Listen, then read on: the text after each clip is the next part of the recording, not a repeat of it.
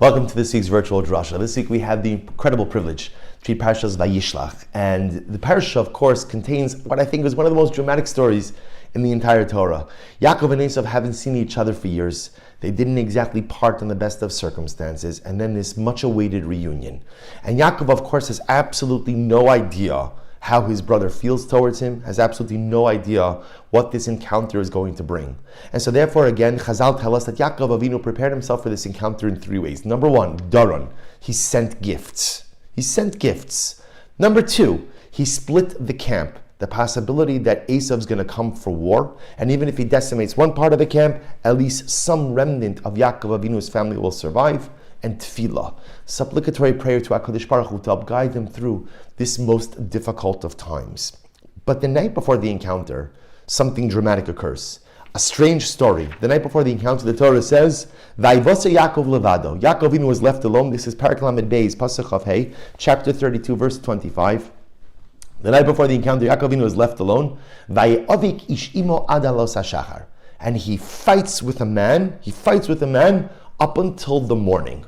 And the Torah tells us again, the man, this mysterious Ish, realizes that he can't go ahead and conquer Yaakov Avinu, so what does he do? He injures Yaakov in the thigh. Specifically, he damages Yaakov's sciatic nerve, to the point that Yaakov Avinu, although he's standing and emerges quote-unquote victorious, he's limping. He's injured as a result of the encounter. And the Torah says something amazing. The Torah says, how does this section end? Therefore, Klal Yisrael will not eat the sciatic nerve. We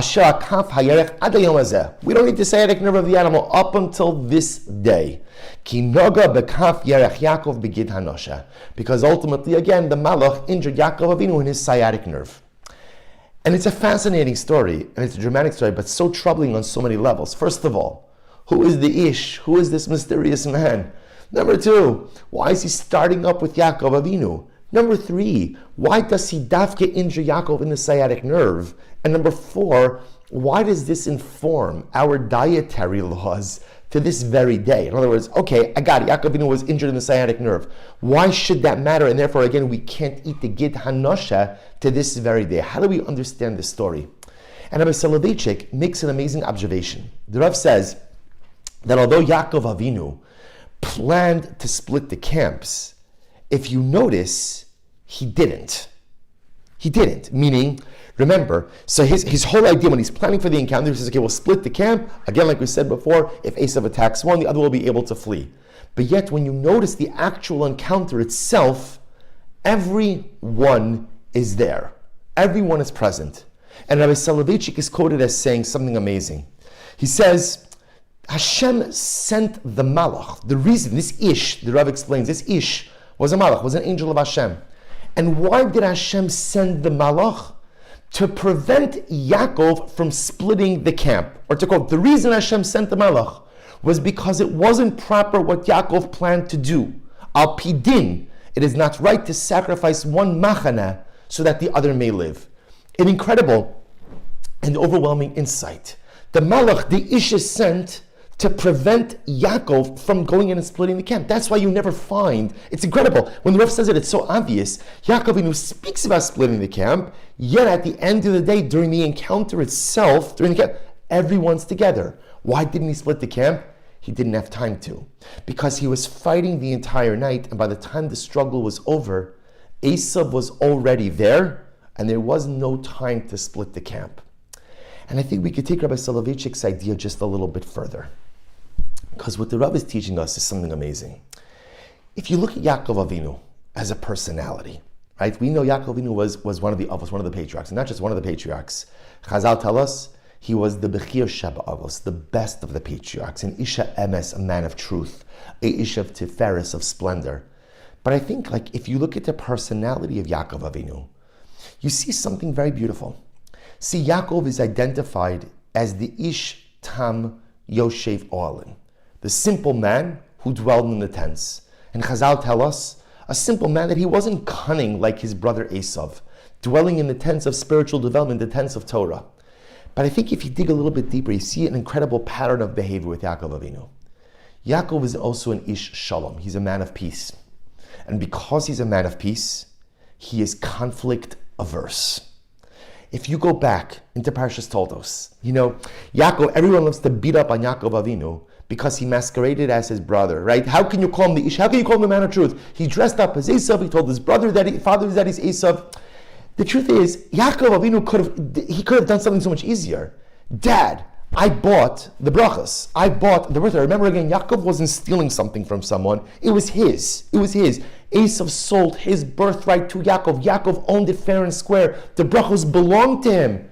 So Yaakov, why don't you say something? Confront your brother. Confront your father. That's not Yaakov. Yaakov Avinu is not a confrontational person. Yaakov Avinu is an individual who is conflict averse.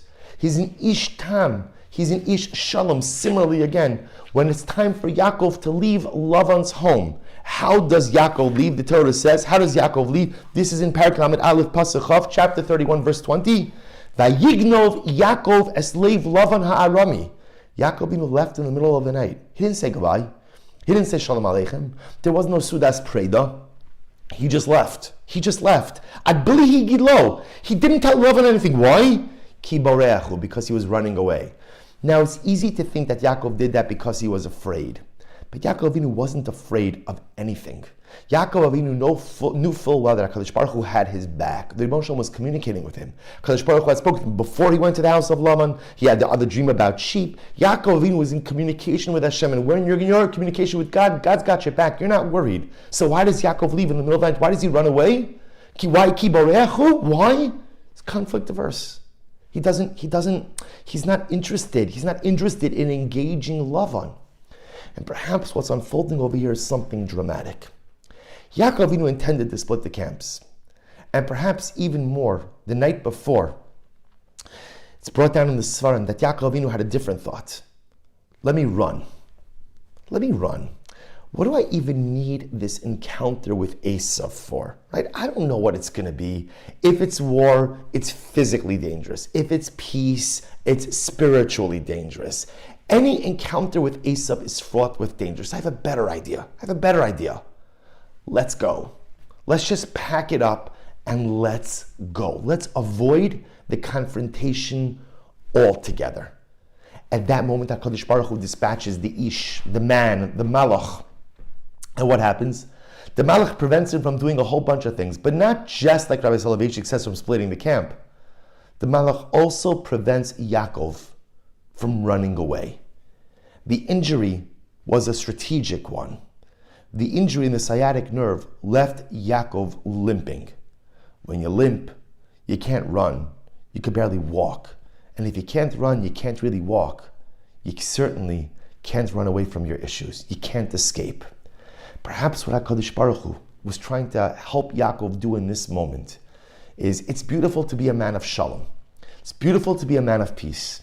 And it's beautiful even to be conflict averse in life. We all know people who love conflict.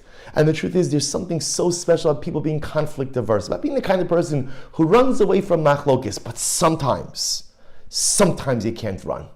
Sometimes you have to confront. Sometimes you have to deal with your Esav. You can't run away from all of life's problems. Sometimes you have to stand your ground and you have to confront. And you don't know what's going to happen when you confront. Maybe it'll work out well, maybe it won't work out well. Maybe you'll have peace, maybe you'll have discord, maybe you'll have resolution, maybe the problem will become amplified. But one thing I know, I can't run. I can't run. And what HaKadosh Baruch Hu does is he prevents Yaakov Avinu from running. You can't go anywhere, Yaakov. You can't run. You can't, even if you tried, you physically can't run. You'll take all of your energy just to stand in place and you confront Esav. You confront it because you can do it. You can handle it. No matter what Esav brings your way, war or peace, you are prepared for this confrontation. And that's why HaKadosh Baruch Hu tells us, Al Kain lo yochlu b'nei Yisrael es hagid hanosha. Therefore, to this very day, you and I are not permitted to eat Gid Hanosha. Why not? Ki naga b'kaf yerech Yaakov. Because we too take the same lesson of Yaakov. Because, dear friends, how often do we run from our problems? And sometimes what we do is we say, I'm not running from my problems. I'm just a man of shalom. I just like peace. You might like peace. But sometimes I'm also just afraid and scared to confront. Sometimes shalom is a value that we hold up, and sometimes shalom is a value that we hide behind.